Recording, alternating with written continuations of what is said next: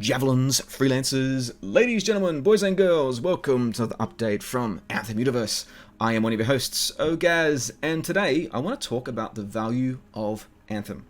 And by that I mean the tangible value, the brand, its assets to EA. Why?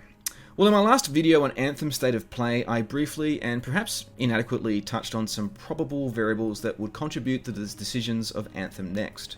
That is, will EA opt for Anthem Next or leave it as is? And I received a few specific questions about that topic. Actually, some good debates in the comment section of that video. And so I wanted to tackle some of those variables with a maybe slightly deeper analysis, backed up with some economic theory, a bit of social analytics, and a little topic called value creation. And let me say, if the business side of this stuff doesn't really interest you, hey, stick around, you might still enjoy something, or better yet, you might be able to make a comment and make some suggestions or teach me some stuff on the topics as well. So firstly, to understand the value of Anthem, I wanted to hit this from two angles. One, qualitative, and two, quantitative. In terms of qualitative, visibility for games as we know it is important. Mindshare is a thing. It adds to the qualitative assessment of a product. The more people talking, the more people streaming, the more people sharing a hashtag, the more good hearsay about your game, the greater the perception. So I wanted to tackle this first based on the I believe in Anthem hashtag. Now you can quantitatively assess this, obviously. It's a hashtag. But the question remains, what revenue, what value does this bring to Anthem as a product? And does that have any implication in EA's conversations? Now you could perhaps link this to player base. Right? There's been a significant player base increase on the back of this community championism, which I've personally experienced. I've seen that, absolutely. Unfortunately, we don't have access to player numbers or analytics. All I can say is subjectively, I've been in-game all week, and I've seen nothing but full strongholds and full match-made missions, and I live in Oceania. So that's actually kind of reassuring. However, regardless, over the past 10 days, we've seen that excitement. With the Anthem I Believe movement, or the I Believe in Anthem movement, we've definitely created some news. When you type in the hashtag IBEL, as in I Believe, it's the first suggestion, right before I Believe Britney Spears. And I am not touching that because I have no idea what it's about. But let's look at the analytics. So globally, the engagement of all this, based on Twitter, okay, it's very heavily US oriented, and that's to be expected. As a community, we have used the hashtag over 5,500 times. We've reached an audience of over 14,000 users in the process. So that many people have engaged with the hashtag tweets over Twitter. What does that all mean? Well, for a little community-driven activity, it's not bad. It's actually kind of impressive. It's still a relative drop in the ocean, though. Compared to the player base and the amount of people that actually own Anthem, it's not that significant. But again, the question, what value does this represent to EA? See, at the moment, we have the qualitative floor. We are dominating the conversation. And this is a strong position, perhaps the strongest community position that the game has been in since February 2019. And I generally mean that in light of some of the challenging and many cases reasonable reviews that the game fielded early on in its release. Now, there are some drawbacks to this brouhaha, this wonderful movement, and you can see that on the Anthem Reddit, which is currently flooded, and I mean flooded, with posts from other communities driving support for Anthem. Now this is really powerful and supportive, and it's appreciative. But here's the thing, the Anthem Reddit now is, for the past week, essentially a wall of screenshots and characters from other games. You might even have to take a second look in some cases and think, wait a minute, was that an Anthem screenshot? This is cute, but what I prefer they do is buy Anthem, jump in and have a play, see if they enjoy it. Personally, I think these activities might add a little bit more to the EA boardroom conversations. In short, the community conversation gives BioWare something at the table. It provides evidence of community interest, passion, engagement.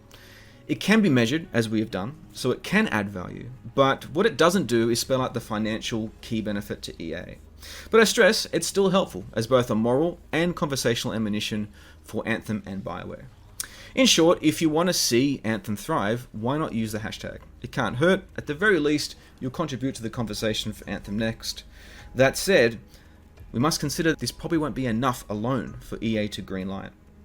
Now, we've spoken a little bit about the word of mouth, but as we know, money talks and BS walks. And I want to talk to some of the financials here for a moment. So EA and BioWare's interest is fairly clear. To see opportunity for Anthem and for Anthem Next, they would want good revenue potential in both short and long term. a healthy brand value for Anthem, and lastly, an understanding of the value of the franchise perception as a whole. These things combined will be important determinants in EA's decision. Now, in terms of finance, I'm going to break this into two areas: player base and financials. So in regards to that, let's take a look. The player base, I've already mentioned. I'm not going to spend any much longer on this, but you can ascertain a feeling, a subjective view that the game's quite healthy this week. Historically, and in months preceding, it certainly has not been. One metric we can look at for player mindshare is Twitch, and unfortunately I've got to say, in terms of hours watched, Anthem really doesn't have any serious attraction and has never seen a strong showing beyond its first few months post-launch. Whilst this is not a positive metric for Anthem, the statistic is also reflective of the popularity of so many other popular mainstays in Twitch. So it's not all doom and gloom, but it's certainly an indicator that no doubt EA would have been looking at. Now, the second quantitative take I want to make here, as I said, is the financial reports. Right? The first, in terms of game sales. At launch, Anthem earned over $100 million in digital revenue within February 2019 alone. Now, this value does not allow for physical copies, so one should consider that. Of the $100 million, $3.5 million came from in-game purchases. So with these numbers, Anthem has become, or did become, BioWare's second fastest selling game ever, behind only Mass Effect 3. I repeat, Anthem is BioWare's second fastest selling title ever. A lot of players have this game, whether they love or do not like it necessarily, it is in their catalogue at the moment. Now, we must consider that a typical AAA game in 2020 can cost $60, $80, $100 million without flinching, plus costs, more costs on top of that. Not an exact excuse, but just a reminder that we're talking about, obviously, a lot of money at stake. Lastly, in all this, we really cannot talk about Anthem without the obvious EA elephant in the room, and that is Apex Legends. Apex made slightly less at launch than Anthem, but, as you probably know, it was a free game. To be exact, it made $93 million from microtransactions in its first month, across store offerings, loot boxes, and character purchases. Comparatively, in that same period of time, post-release, Anthem made 3.5. 93, 3.5. As much as I'm not a fan of microtransactions, I've been very against them for a long time, these are important points that are no doubt considered by EA in the conversations of Anthem. The games are different. I've got to be aware of that. Anthem was never built to be free-to-play. Games are designed from the ground up to be free-to-play, and that's often the reality. Whether or not Anthem could become free-to-play, that's a different conversation we'll touch on in a future video. But the simple implication here is that Anthem's microtransactions were not particularly attractive to players. And as much as I personally love Javelin Armor, I just don't think it had the intended appeal. Now, I do not know the current revenue on the back of the featured and seasonal stores post-launch. Only BioWare and EA could possibly comment to that. They may have proved very successful. BioWare have dropped some seriously impressive armors. The N7 armors, some of the Cataclysm armors, and some really nice wraps that we've seen. So I suspect that BioWare did well, but I'm fairly confident that they never really achieved close to the revenue goals that they had for their seasonal and featured stores. And it's clear that Anthem has not sported any paid DLC or any expansions, unlike other looter shooters that we know in the market. Now, the other financial element here I wish to observe is EA's consideration in their past earnings calls. In particular, two earnings calls. EA's fourth quarter fiscal earnings call back in 2019 in May, EA said this: "The launch of Anthem in Q4 did not meet our expectations.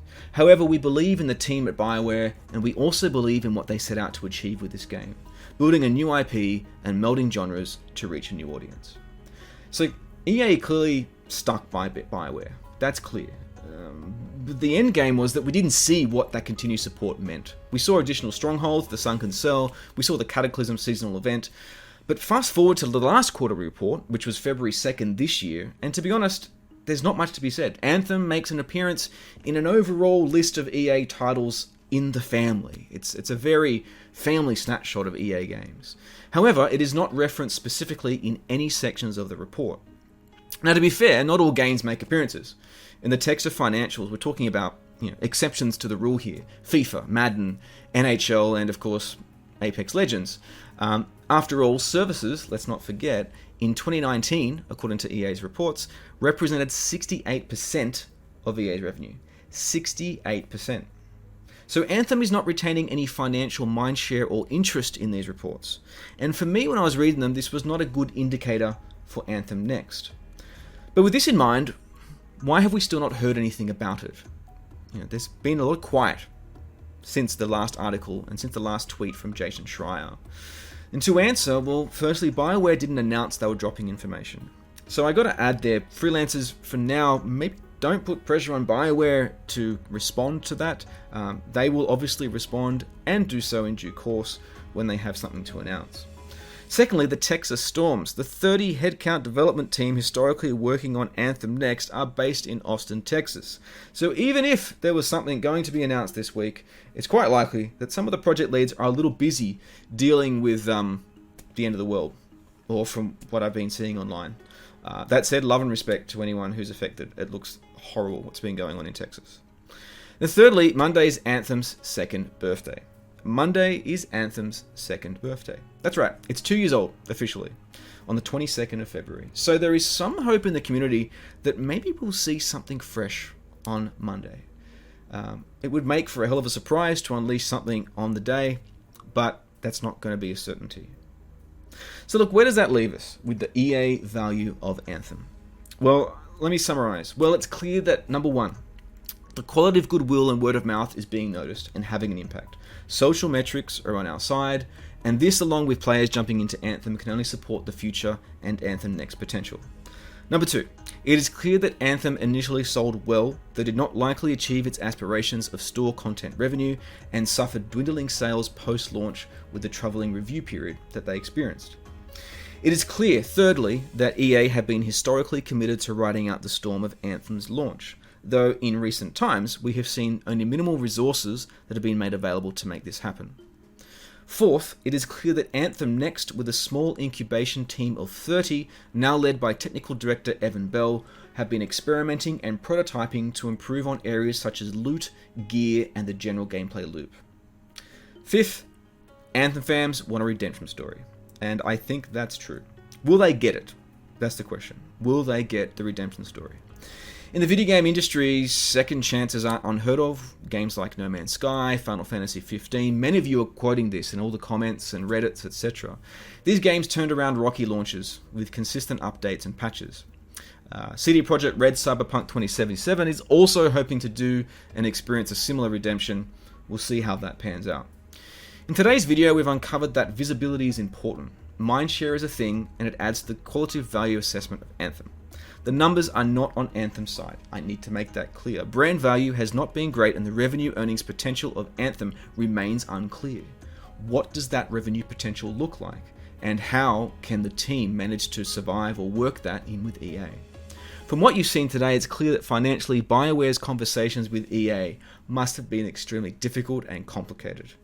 But the passion of its player base, the strong and universally plays flight and game mechanics, the drive of the Austin incubation team, and the pressures on EA, I think, to see a new and heavily invested franchise survive and not flounder, I suspect are significant motivators for a true Anthem Next.